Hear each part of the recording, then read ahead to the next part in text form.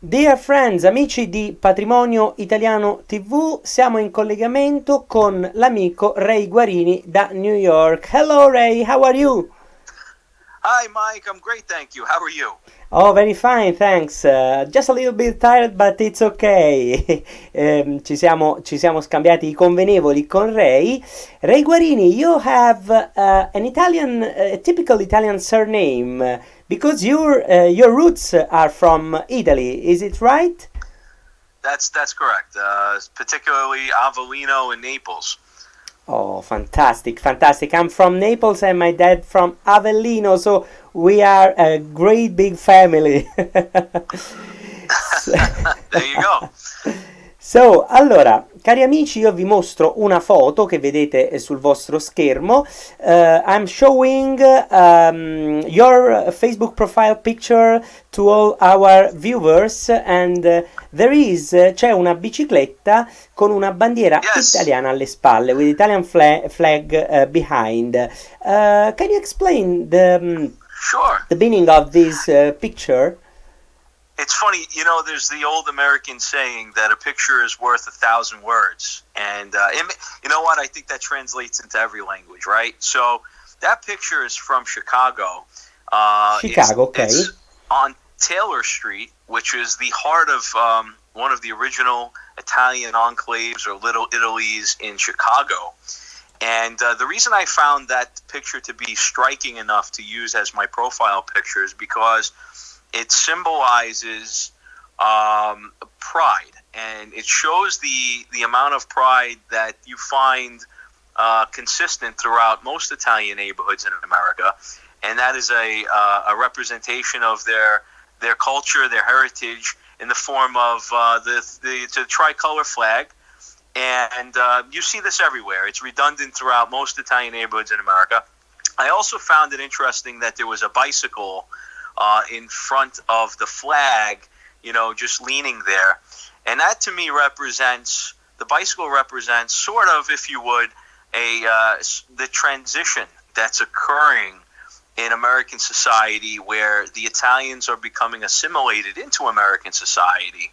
And many of their former neighborhoods and enclaves either no longer exist or are undergoing this transition. And I think that was a way that a photograph could sort of express what's happening here. Perfect. So it's an original photo. That's correct. All the photos that I post, for the most part, unless I notate otherwise, those are my own photos. I have traveled across America from the West Coast in California, throughout the Midwest, Missouri, Chicago, Ohio, you name it. I've been to just about every major city in America that was once or is still home to Italian communities. Perfect. So I want to show other pictures from your profile from Italian Enclaves. Italian Enclaves is a great project. Can you explain something more about that? Sure, I would love to. So ultimately, we have a very limited ability to see photographs and video of Italian neighborhoods and the growth of the heritage here in America, for example, over the last 130, 140 years in America. We're very limited by virtue of a few things. One is just there really is a limit technologically, because photos and videos have evolved so much over the years. They didn't exist at a certain point. In addition to that, we've got technology now on the other side of the spectrum changing the game, where we can go onto Google, for example, and use Google Maps to kind of take a tour of anywhere in the world that we are interested or curious about. Yeah. And so what I did was I set forth to go out and, on a very granular level, in very, very great detail, take photographs that truly represent the Italian heritage in America. Oh, yes. And the reason for that, Michael, is really simple. As these neighborhoods start to fade away, one day there will be a need, whether it's academically or anthropologically or whatever it is, to go back and see what these neighborhoods looked like, the character visually of their stores, churches, events, societies, and so forth. And I think what I'm doing may very well be an opportunity to create one single volume of work where that can be done. Mm, mm, mm, mm. Perfect. So you use the photo to take the time, to stop the time, but you use the technology as well to share the Italian spirit. Yes, exactly. And, it's just interesting because if you wanted to go out now and find a place that tabulates or lists each and every Italian neighborhood in America, there is no such thing. There is no such list. There is no such book or work, whether it's academic or a leisurely reading. There's nothing in text whatsoever, digitally or in hard copy, that gives a complete catalog, A to Z, of every single Italian neighborhood in America. It's such a daunting project because were so many Italian immigrants in different waves throughout the last 150 years here in America. So there are neighborhoods that once were thriving neighborhoods that were crushed and demolished to make way for highways or new neighborhoods. And then there was, migrational patterns that occurred once the Italians were here, and the success that they had financially in this society didn't really give them any reason to remain where they first immigrated to in the States. So what's funny is if I can, hopefully at some point, get a full list or catalog of all of these enclaves that have existed over the last 150 years, and of course the ones most importantly to my work that still exist now, that is really that's really the goal. That's what I'm trying to achieve. And I'm doing this now, Michael, 6 years, and I still, just for example, yesterday, I'm still finding out about new Italian neighborhoods in America. It's just mind-boggling, and really is just an absolute gift from God, because it's something I love to do, and I think it'll be something one day that will be really, really appreciated by not just Italian people but everybody, to see the cultural effects and the major influence that Italians have had in America. Fantastic.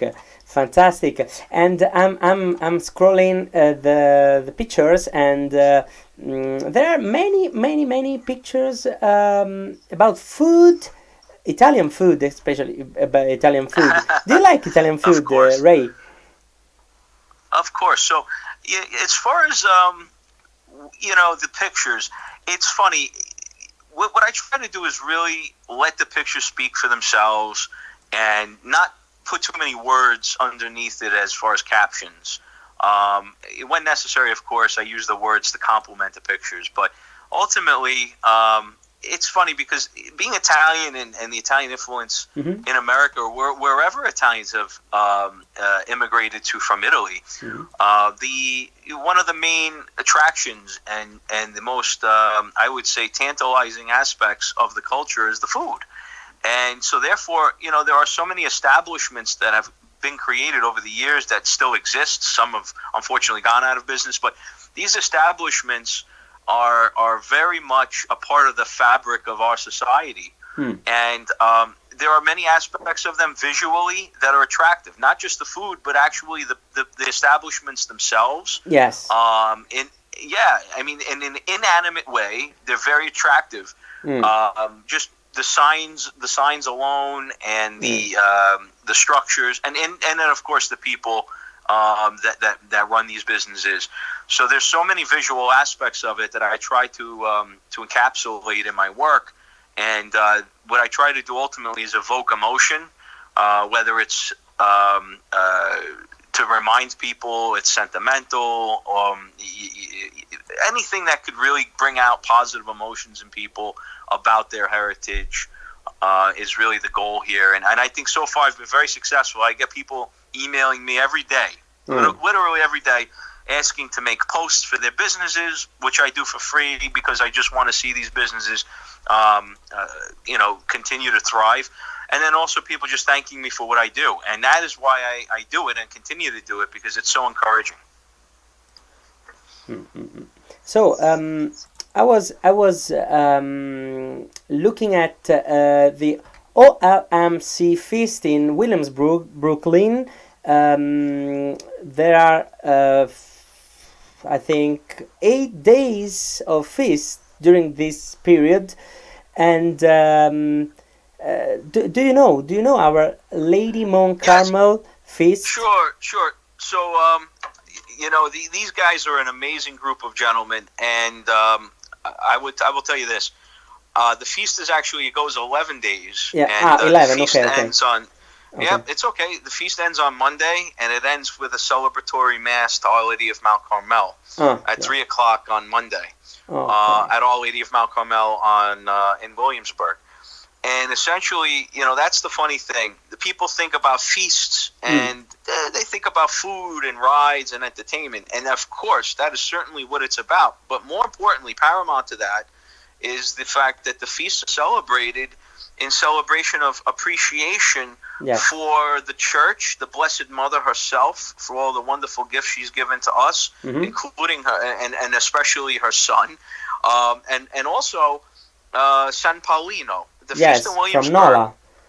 The Giglio honors San Paolino. I'm sure you know the story of San Paolino. Yes. And what essentially happened was, well over 1,000 years ago, there was a vagabond king, essentially, that like a pirate that marauded the Italian people and took many of them as slaves and took them south into Africa and Turkey and so forth. And ultimately, San Paolino had nothing left, and the people, he was a bishop, they had nothing left to give as far as these extortion payments that they wanted. He offered himself. And he said, let me go there and replace this. Young woman came to him and begged him to help her. It was her only son who was taken as a slave. And he said to the king, let me be a slave to you and release this young man back to his mother as her only son. So they did. And he became a gardener and worked, in manual labor, very, very hard and harsh times. And ultimately, when the king found out that he was the bishop, San Paolino, or Paulino at the time, he wasn't a saint yet, he instantly released him, as well as all the other people of Nola.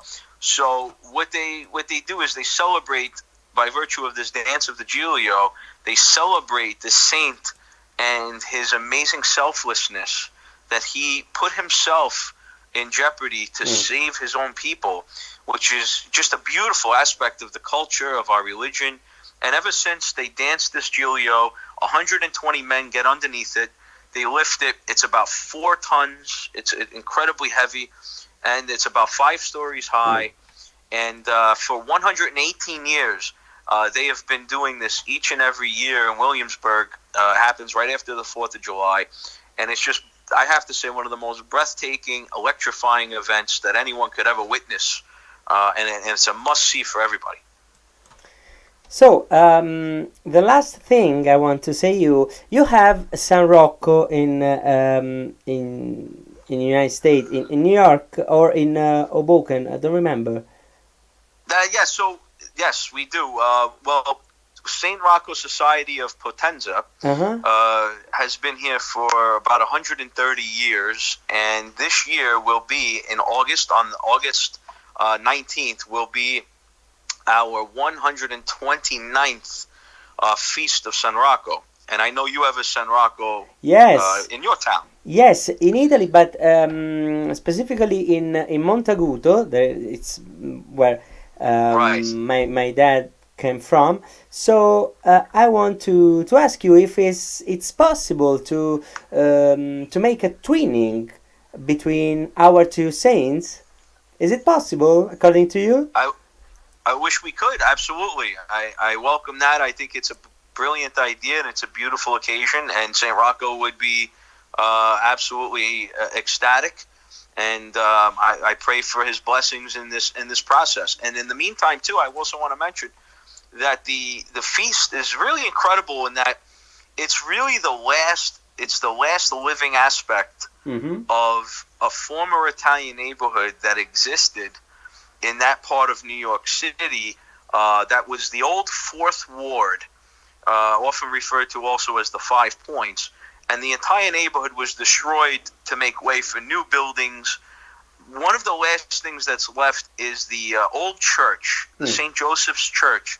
The church is no longer opened, and I believe it has been deconsecrated, but it still stands nevertheless, and that's where the feast begins. And it begins there, and it's a 5-hour procession.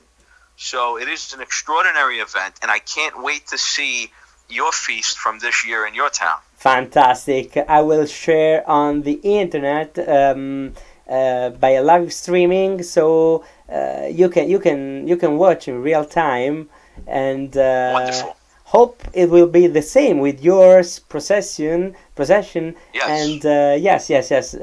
We have to realize the first saint twinning by the internet, and I think it will be a funny thing. So. Absolutely, we've got to just work on the details, but I think we're on to something very, very spectacular. Yeah. And it's really a beautiful occasion. Saint Rocco is just an incredible saint. Yes.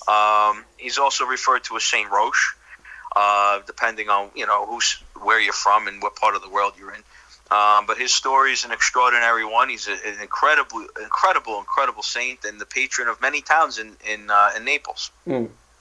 Yes, I'm showing the events you have on your Facebook page, but I want you to say hello to all our viewers, and this is the first whole English interview we realize on patrimonioitaliano.com. So you are the first. I'm so honored. Well, let me tell you this. Thank you so much for reaching out to me. It's been such a joy dealing with you and speaking with you.